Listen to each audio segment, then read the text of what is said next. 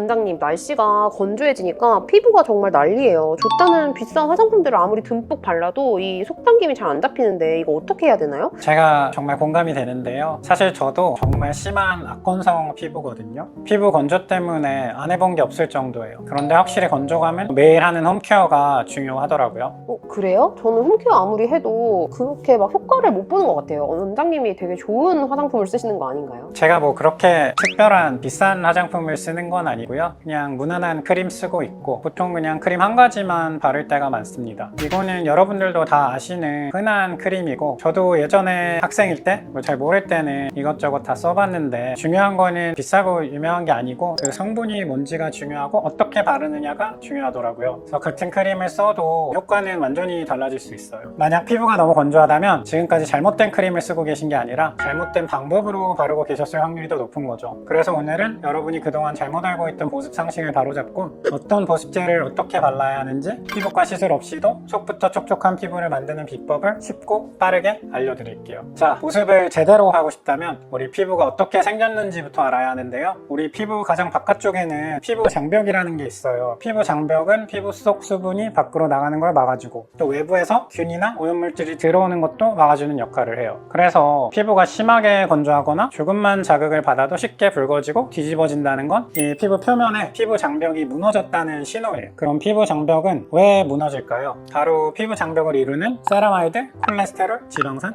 이 세 종류의 지질 성분이 부족하기 때문입니다. 피부 장벽은 각질세포로 이루어져 있는데 쉽게 보통 벽돌과 시멘트 모델로 많이 설명을 하는데요. 각질세포라는 세포가 있고 그리고 이 사이사이를 메꾸는 시멘트 성분이 이제 지질 성분입니다. 그런데 지질 성분이 부족해지면 튼튼하게 붙어있던 그 세포 사이가 이제 벌어지게 되고 그 틈으로 수분 손실이 증가하고 그 밖에서 안 좋은 물질이 쉽게 들어와서 염증에 취약해지게 되죠. 트러블이나 알레르기 반응, 건선 같은 질환도 다 이렇게 피부 장벽이 무너져 있기 때문에 생기는 거고요. 그래서 보습의 목적은 이 부족한 지질 성분을 채워줘서 피부 장벽이 튼튼하게 되도록 만드는 거예요. 그러면 애초에 피부 장벽을 좀 튼튼하게 해줄 수 있는 그런 보습제를 고르는 게 중요하겠네요? 그렇죠. 중요하죠. 그래서 이제 좋은 보습제 기준을 말씀드릴게요. 우선 좋은 보습제는 이제 앞서 말씀드린 피부 장벽의 구성 성분 3가지 세라마이드, 콜레스테롤, 지방산이 잘 배합되어 있어야 돼요. 보통 피부과에서 추천하는 아스트랄 아토베리오나 제로이드 같은 제품들이 세콜지 배합을 잘 하는 걸로 유명한데요. 얘네가 제형에 따라서 크림도 있고 뭐 로션도 있고 각 제품들이 다 여러 가지 제형으로 나오고 있고요. 오늘은 이렇게 2개만 가지고 와봤습니다. 이 제품들이 단순히 보습만 해주는 게 아니고요. 우리 피부의 지질 구조를 거의 복제하다시피 해서 무너진 피부 장벽 자체를 재건해주는 역할을 하는 거예요. 그래서 이런 크림이나 로션은 심한 아토피 피부염 환자에게도 처방이 되고 있습니다.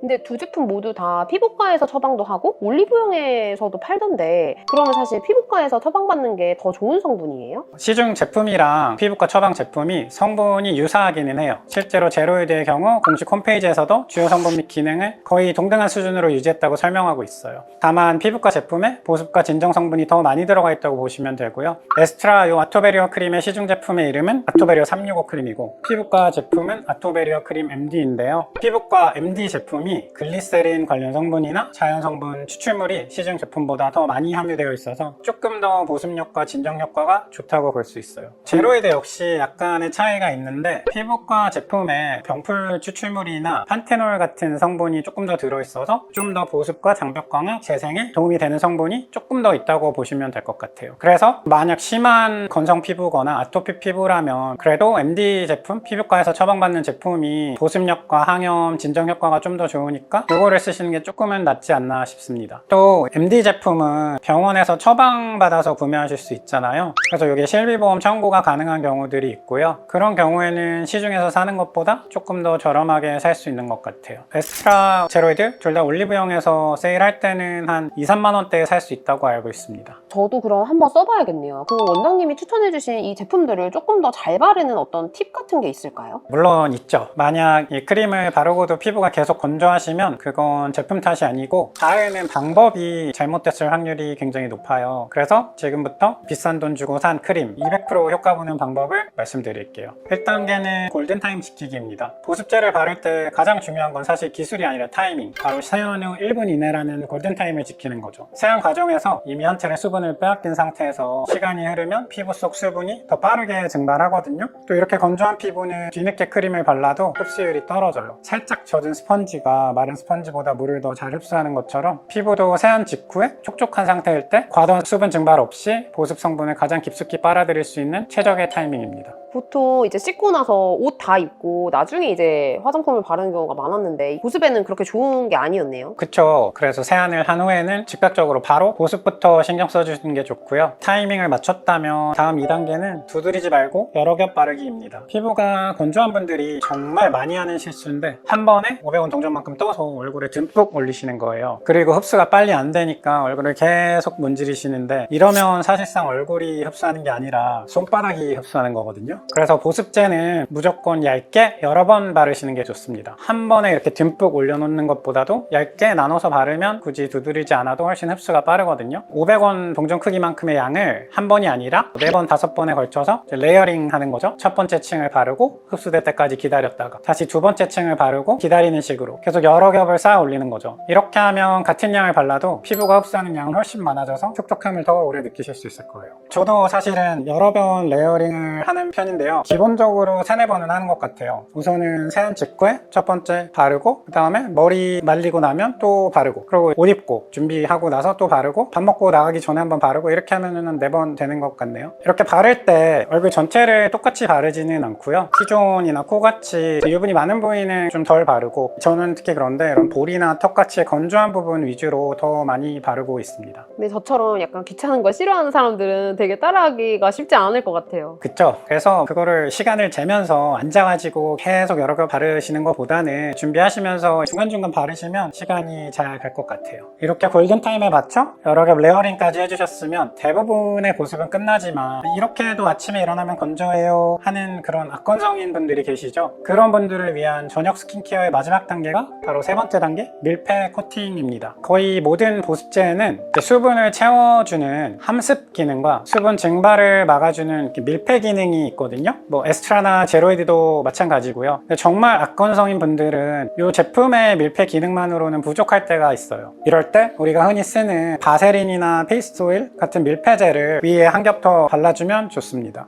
이런 바세린이나 페이스트 오일을 바르실 때는 너무 두껍게 바르지는 마시고요. 두 제품 모두 아주 얇게 피부에 살짝 내가 막을 씌운다는 느낌으로만 발라주시는 게 포인트예요. 이렇게 바세린을 완두콩만큼 손바닥에 덜어서 양손을 비벼 전체 얇게 편 다음 얼굴을 감싸듯이 지그시 눌러주는 거죠. 이렇게 얇은 코팅막을 씌우고 자면 밤새 이제 수분이 증발하는 걸 막아줘서 다음날 아침에 평소와는 차원이 다른 촉촉함을 느끼실 수 있어요. 근데 낮에는 사실 좀 하기 어려운 거죠, 원장님? 낮에는 그냥 보습제만 발라야 될까요? 그쵸. 낮에는 사실 뭐 바세린까지 바르고 돌아다니기는 조금 힘들잖아요. 그래서 준비한 4번째 단계는 보습제를 수시로 덧바르기입니다. 낮에는 저 같은 경우는 보습제 하나를 병원에 진료실에도 두고 차에도 두고 하면서 수시로 발라주거든요. 보통 아침에 한 번 바르고 밤까지 쭉 가는 분들이 많으신데 건성 피부는 낮부터 건조함을 많이 느끼기 시작하거든요. 저도 그렇고요. 이때 참지 마시고 보습제를 몇 시간에 한 번 정도 덧발라주세요. 건조하다고 미스트 뿌리는 분들이 많은데 오히려 미스트가 증발하면서 피부 수분까지 같이 증발할 수 있어서 크림을 조금씩 덧발라주는 게 훨씬 효과적입니다. 보통 그러면 하루에 몇 번 정도 바르세요? 일하느라 바쁜 날은 한 2-3번? 좀 한가한 날은 4-5번 정도 바르는 것 같아요. 선생님, 그러면 뭔가 이렇게 홈케어를 잘 얘기를 해주셨는데 시술 중에 추천해 주실 만한 그런 시술도 있나요? 좀 건조할 때? 보습이 잘 되는 시술 말씀이시죠? 있죠. 이제 아까 화장품 말씀드릴 때 보습제에 들어가는 성분 중에 히알루론산이나 글리세롤 이런 것도 있거든요. 걔네가 이제 수분을 많이 공급하는 역할을 해서 그래서 주사 중에 직접적으로 히알루론산이나 글리세롤을 피부에 넣어주는 주사 시술들이 있어요. 요즘 이제 2025년에 정말 많이 유행하는 시술들인데 스킨바이브, 벨로테로 리바이브, 레스틸렌 비탈라이트 이런 주사 시술들 다 스킨 부스터 종류인데 얘네들이 저는 피부를 보습하는 데는 가장 좋다고 생각하고요. 대부분 히알루론산 성분 베이스고 흔히들 알고 계시는 이제 물광주사라는 게 히알루론산 성분인데 걔는 유지기간이 보통 한 달 안쪽이고 굉장히 짧기 때문에 새로 제품들이 이렇게 출시가 됐고 이 제품들은 보통 6개월에서 9개월 정도 간다고 보시면 되고요. 보통 보습하면 리쥬란 가장 많이 생각하시는데 저는 개인적으로는 보습이라는 한 가지 관점에서는 지금 말씀드린 히알루론산 계열의 스킨 부스터들이 더 낫지 않나? 그렇게 생각합니다. 오늘 내용이 좀 많았죠. 머리 아프신 분들을 위해서 제가 마지막으로 딱 3가지만 정리해 드릴게요. 첫 번째, 보습은 피부 장벽을 회복하는 게 최우선입니다. 두 번째, 보습제는 우리 피부 지질 구조인 세라마이드, 콜레스테롤, 지방산이 잘 배합된 제품으로 고르셔야 됩니다. 마지막으로 세 번째, 제가 오늘 알려드린 올바른 방식으로 보습제를 바르셔야 돼요. 세안 후에 빠르게 1분 안에, 그리고 두껍게 발라서 두드리지 마시고 얇게 여러 겹 발라서 레이어링 하시고, 이것만 기억하셔도 지금 쓰는 보습제 효과를 2배 이상 끌어올릴 수 있습니다. 비싼 피부과 시술이나 화장품에 돈 쓰기 전에 딱 한 달만 오늘 제가 알려드린 방법대로 실천해 보세요. 피부가 정말 달라지실 거예요. 저한텐 좋은 얘기가 아니지만요, 솔직히 피부과에 안 가도 되겠는데? 라는 생각이 드실 만큼 피부가 속부터 달라지는 걸 느끼실 수 있을 거예요. 오늘 영상이 도움이 되셨다면 구독과 좋아요, 알림 설정까지 꼭 부탁드립니다. 보습과 관련해서 더 궁금한 점이 있거나 여러분만의 꿀팁이 있다면 댓글로 남겨주세요. 저는 다음 영상